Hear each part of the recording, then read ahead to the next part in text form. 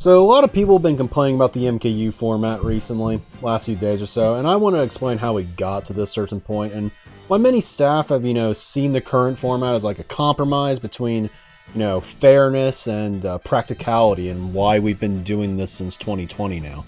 So I plan to tackle, a lot of alternative suggestions that I've seen, some concerns and all that, and explain how this format is more fair than most. But to start, let's go back to the origins of MKU, the Standard World Clan League format from, 2008.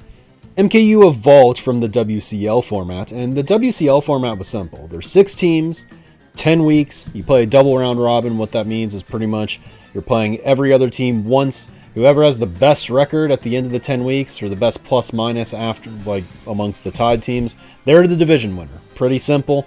And we ran this like a really long time. Simplicity, it was nice, it was easy, but the thing that it had going for it, I think, was fairness, because everyone had the same non-custom schedule, and the team that did the best over the season won every time. No ifs, ands, or buts. So why did we ditch this competition for one that wasn't, 100% fair? Well, the format, despite its fairness, was a bit archaic. So while the competition itself is fair, it's pretty easy to, argue that it wasn't really perfect for our community. For starters, divisions typically, turn into 2 or 3 team races as early as really, week 2 or week 3, the second and third matches. And for all the teams that, aren't in that 2 to 3 team race, their seasons end pretty quickly. And a lot of times they just kind of sit there for 2 months wondering, all right, when's the next one going to start? If you start off 1-2, that's kind of a death sentence, because a lot of teams, win these divisions at 8-2. And, it's hard to go 7-0 to close out a season after a rough start. As mentioned, historically this was a 10-week tournament, so teams often found themselves playing what felt like meaningless matches, sometimes for up to 2 months. This led to an increased rate of dropouts, which is something that we don't really experience as much anymore. And I think a big reason for that is because you only have to qualify in the top half of your division to have a shot at the crown in the playoffs. One alternative you could do is, to have, 2 matches per week like we do in the modern times, but again, if you start off 0-2, that's also kind of a death sentence, just, the day the tournament started. So pick your poison in a sense. To keep up motivation for many teams, I believe that more opportunities are necessary. And this is a big reason, that we run tournaments more quickly now. There are more events, more mental resets, more breaks, all while having a less cramped schedule. And I think if we want teams to stay motivated, they need to have constant opportunities to, grow and win.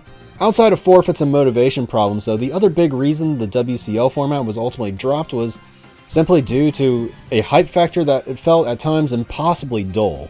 What causes a community to remain in the shadows in its own little corner of the internet is really a lack of ambition or attempts to stand out. And in order to stick out, I think a big part of that is, of course, having noteworthy events that people will, follow or watch live. When you think about the best video game events or streams or tournaments and all of that, you think of high-stakes, winner-take-all moments. And the opportunity to, show off grander ideas really are best suited for these types of events at the end and all that kind of stuff. You want to have these big streams that people want to attend. It's really good for community morale. It feels like things are happening. It feels like things are moving forward. And really, you can't do this in a format where you don't know if there's going to be a definitive conclusion or ending. Even years before esports really got big, because, Mario Kart Wii World Clan League really predated the rise of esports, the WCL format was probably past its time for a while now. And, going into a season, the big problem is you never know which match is going to be the deciding one, or if it's going to be hype. I know staff tried to have the top 2 teams face off on week 10, but that didn't always amount to anything. It could just be wrapped up. Maybe one team starts off 9-0. Maybe they just both play, and maybe, the perfect storyline is there, but, because there's no precedent that you have a final stream every season, there's no guarantee that that match would even really be, set aside the cast or anything. At least it wasn't back in the day. I remember there was a season, I remember it came down to AAR versus KC back in WCL. And everybody's kind of hyped for it, but, it just happened off stream, and we just had to, refresh the results after ours and see who won. But I think the crazy part about all this is that beating the best team doesn't, at the end of the season, it doesn't really guarantee a title or a championship or any kind. It's all just +1 win. And while it is completely fair, right, a win's worth a win, sometimes you want that excitement at the end. So what do I think of the WCL format? Well, This format was, under the right conditions, a perfect test of consistency and excellence. But was this the only thing we wanted out of our competitions? Well, for some, maybe it still is, but, for the whole direction of the community and growth, I would argue that there are other approaches that we needed to look at. One of the other big problems of, the World Clan League, and it's still something that follows MKU to this day, was that, it's so reliant on seedings. Like, you have to be seeded into the top X teams to even have a shot of winning, the top division or, the tournament. And seeding has a degree of subjectivity to it. More importantly for this video, though, the other problem that we really had to solve is finding out whether or not there were ways to, make the modern day MKU more exciting and appealing to a larger crowd. And doing that all while still upholding the integrity of competition. And when we felt we had the right way to, go about this, we eventually switched over to our modern playoff format. Now, we weren't the first ones to, kind of fuse the World Clan League format with, like a playoff format, but I think we were the first ones to do it right. I know the Custom Server League back on Omori, we actually provided, the first look at a playoff system using, this format, but I think the reason why it fell flat was because it tried to, format a system that was, in a sense, already perfect. Of course, the definition of perfect really matters here. Like, when I refer to the WCL format as perfect, I don't mean that it's perfect for our community. I just mean that for what it seeks to do, which is, take X amount of teams and put them in a fair competition where the best team at the end of the season wins, it does that to perfection. And the results in this perfect format are definitive, because everyone has equal opportunities, via equal schedules, and thus no further matches are needed when the format finishes. And later on in this video, I'll simply refer to, this situation as, a quote, fair tournament. But this essentially means that we can definitively make a claim about a set of teams and which one of them was the best after the WCL format ended. And of course, this all is based on the premise that all the teams involved played the same schedule, and we got a set of results based on those equal schedules and had a fair tournament because of it. So when you take the World Clan League format and simply attach playoffs to the end of it, you are essentially taking a tournament that perfectly assesses and reaches a conclusion about its participants, and then tacking something extra onto it that isn't really needed. You see, in the CSL, or Custom Server League, each team that won a regular season in that league already demonstrated superiority to, their opponents, and every team in a division had the same, opportunities against every other team in the division. So the team that won, well, they proved that superiority already, and the end result is already fair. But forcing a team that has already proven it to do it again is, well, kind of silly. In some cases, the teams would go 10-0 and then have to play in the playoffs, and sometimes they'd lose. And this in particular felt stupid, because not only did they already win, a fair competition, but they were perfect up to that point.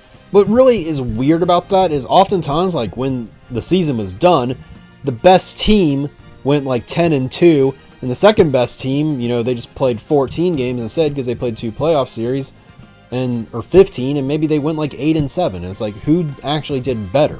One might argue that winning the regular season at least got you a bye week, and you face off, against the winner of the second and third best team, but this also isn't really ideal either, because then the argument just kind of moves to the second and third place team and questioning, what did the third place team do to, be on equal footing with the second place team? Both of them played the same schedule, and one finished above the other, so why are we in a situation where the third place team essentially is acting like it finished second, right?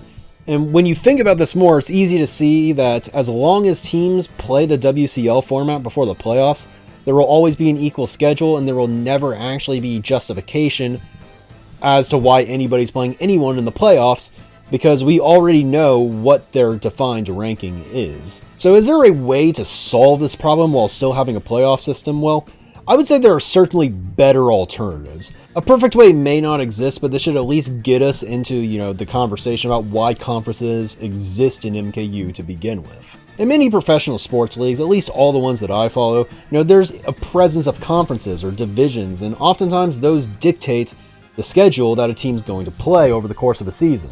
Now, teams will have different schedules based on, what division they're in, sometimes like in the NFL, what position they finished in the season before. And this is very much unlike the WCL format, where all the teams play the same set of teams. And while this may sound counterintuitive at first, it actually creates a legitimate reason for the playoffs to exist to begin with. The main reason why this is true is because while the regular season tells us some things, it doesn't tell us everything or makes some formal conclusion. First, teams must focus on winning a conference. They will fight to prove superiority over the teams in their conference. But that doesn't mean that they've proven it against everybody that they could possibly go up against. Multiple teams will succeed in this regard. They'll win their conference, and all those teams that won their conferences won't, they'll be able to say we're better than X, Y, and Z, but are you better than A, who's better than B, C, or D, for instance? This gives playoffs meaning, like I said, because this means that two teams who are in the same competition can't really claim that they're better than the other yet, and this is what the playoffs are for. This gives the playoffs a meaning because the playoffs can decide something that hasn't already been decided. Who's better between the conference champions? Let's say that, in MKU division, a team from Conference A goes 10-0, and they're like, oh, well, we're the best because we beat everybody. Well, maybe a team in Conference B is like, well, hold up, you didn't play us twice, though, like all these other teams, and maybe if you had to play, in the harder conference, they'll make that claim, you wouldn't have had that record that you had. Now, it's likely that they were the best team in the division, they beat everybody, but you could still make a legitimate claim that because they had an easier schedule, they haven't won in equal competition yet, and that is key.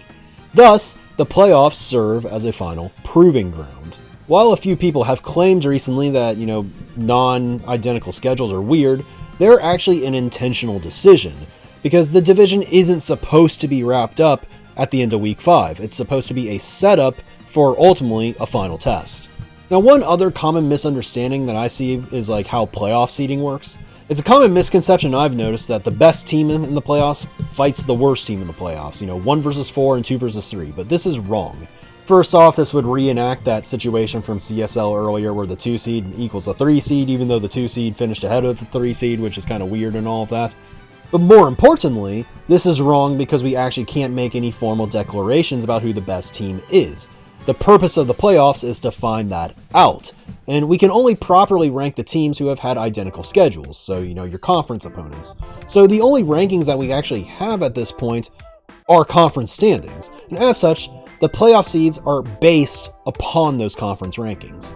So in the event where, 2 teams make the playoffs from both conferences, we have the following. We have A1 versus B2 and B1 versus A2, so the best team in one conference plays the second best team in the other one.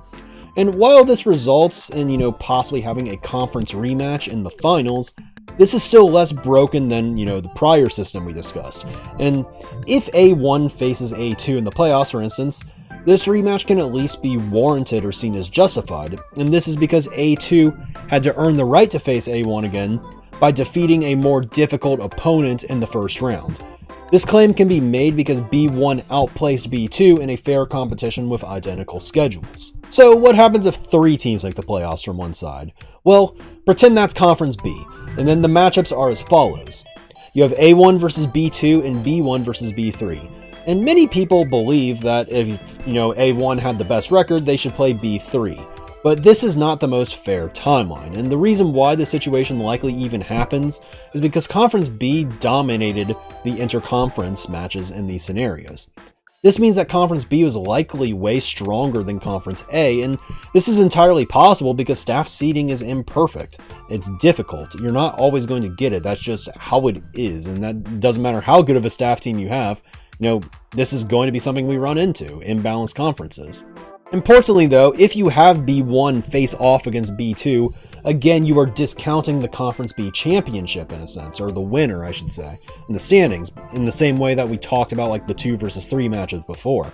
Because B1 and B2 played the same schedule, and B1 had the better record, so they need to gain some type of reward over B2 for outperforming them to make the result of the conference standings actually matter. And while it may seem that, the same logic applies for B1 versus B3, why does B3 suddenly get to face B1? Isn't it the same thing? Well, not entirely. And it's not the same situation because B3 ends up playing what the tournament believes is the hardest opponent instead of an easier alternative. This grants B2 an advantage over B3 as well, while not getting to unfairly catch up to B1 in the process. Anyway, sorry, this is all really wordy. I know this is kind of a nerdy topic about how everything works, but if you guys have any questions about, the terminology or like what I'm actually saying in any part of the video, feel free to leave a comment. I'll respond to it as best as I can and try to, clear up any confusion that we have going on right here. But anyway, let's get back into it. Anyways, the next thing that people might ask is, why do we have wild cards in the playoffs to begin with? And that'd be a great question, because I actually agree that wild cards are not perfectly fair. And if you think about it, B1 proves superiority over B2 and B3, so they should just face off against A1 for the title, maybe, right? I'm not actually opposed to this idea, of just not having semifinal rounds, but I think it would be unpopular for a few reasons, and there are a few reasons as to why I can get behind them still. The first reason is because people like having something to play for, and only 2 teams in the playoffs might make for an exclusive feeling club that feels harder to obtain. We want teams to be motivated. We want them to not, quit after week 1 if they go 0-2. Maybe 4th place feels reachable still. And we want to avoid situations like the WCL had where teams give up early because, conference leads feel out of reach. However, I think the better reason is based on standings and seedings though, because let's be realistic here. It's hard to make accurate seedings, as we said, and every season there's going to be a few instances of conference imbalance inevitably. And if we were to only invite conference winners to a final round, we wouldn't be considering the scenario where B2 might actually be better than A1. That's entirely possible. If you take A1 versus B1, well, you're just saying they're the top 2 teams no matter what, and that may not actually be the case. This season's Division 1 is actually a great example of this. D1 historically is one of the easiest conferences to seed because there's simply more data about these teams. They're longer lasting, they have less player turnover, they're established. We kind of focus on them to begin with. You stream the D1 finals at the end of the season because that's the championship, right? And even still, there are seasons like this one where the conference is really imbalanced. One of the takes that made me do this video was seeing someone absolutely heated that 3 teams from one conference made the playoffs. Like they were angry because it's like, oh, well, we were the 2nd place team in our conference. Why did we not get in? And the suggestion was that we should just have one big division at that point and to take the top 4 teams in that division. And of course, I've already discussed this and why it wouldn't be a great idea, because if everybody plays the same set of teams, you have the same schedule, 1st place team at the end of it should just win. That's the WCL format. It's a closed system. It makes sense. Everybody had equal opportunity. We know something definitively already. A playoff shouldn't even be discussed in this situation. But anyways, let's just look at an example of why a wildcard system is probably better than just taking 2 teams from each conference. So yeah, Division 1 this season. Just so happens that my team is the one that benefits here, but it's not why I'm arguing for the system. HG just happens to be really an amazing counterexample for the situation. So consider this. HG finished 3rd in its conference and swept Conference A in the interconference play. It has the same record as the Conference A winner, with the tiebreaker win against them. Would it make sense for HG to not be in the playoffs? Because it appears they had a way better season than the 2nd place team in the conference they swept, and still probably had a better season than the conference winner. Of course, that still obviously can age poorly. Maybe it won't. Who knows? I don't know what's going to happen this weekend. Go HD, I guess. It's in my YouTube name. I got to root for my guys. But up to this point, I think it's fair to say that, HG has had a season as good as the other conference winner, debatably better if the head-to-head, and I think there's no world where they shouldn't be in the playoffs. I don't really know how else to put it, but I don't think it's actually debatable that the wildcard system here is the definitively better choice than just taking 2 and 2 every time. And I understand the frustration of barely missing the playoffs, right? But I think the reasons as to why should make sense when considering other perspectives and divisions. So I guess the final elephant in the room is what would happen if all 4 teams in one conference, were just definitively better than all 4 in the other conference. And this is really the nightmare scenario. But luckily, it's really hard to envision this ever actually happening just because of how strength of schedule works. For instance, StarClan this season, they had a lot of really close matches against the, 3 teams in Conference B, but, their strength of schedule was quite difficult in comparison to, those in Conference A, and that may have held them back just a little bit. If the best 4 teams ever were in the same conference, their records would be worse off because they'd all beat up on each other. It's likely that one in the other conference would prevail and, have a record better than one of the other 4. So for this to happen, you'd probably have to have a situation where all teams sweep all the other teams in the opposing conference, and that's just super unlikely. Now, it's not really just enough to say that it will never happen, because it technically could, happen that the 4 best teams, happen to be in one conference. But I think it's fine to program it so both conference winners always get in. This may sound counterintuitive after saying 1 in 3 is fine, but this is because if we were to have all 4 teams from one conference make it, we'd again defeat the purpose of the playoffs again. This is because all 4 playoff teams in this hypothetical situation would have already played a fair tournament in the form of, the regular season where they all had, the same schedule and a definitive winner was crowned. So yeah, don't think we have to worry about this, but this is why conference winners should automatically be in to begin with. Anyways, that's all I really have on the MKU format right now. I know there wasn't some formal, final conclusion or statement, but I feel like the goal here is just to explain the why. Now, our goal with MKU is to have an exciting, fun tournament for players of all levels, all divisions, and the hope is that people are engaged by the tournament and they want to watch it unfold. So, of course, we do want to have things like playoffs and a finals, but of course, there has to be a reason for these playoffs to exist if we want to have fair tournaments. Hopefully this was informative and cleared up, some things and answered questions about why things are the way they are, because believe it or not, a lot of thought actually was put into it. I know a lot of times it comes across as, oh yeah, we just decide things because we feel like it, but no, we do want it to be fair and we do want it to be meaningful and fun. But anyways, that's really all. So if you like the video, like and sub always helps. I make, community videos, and I'm working on, online MK8 tutorials. So if you, want to get better, you just want to watch more community discussions, or, find, just maybe some funny clips on occasion. It's my hope that you can find something here on this channel. So regardless, thank you for watching till the end today, and I hope to catch you all in the next video. But until then, have a good one.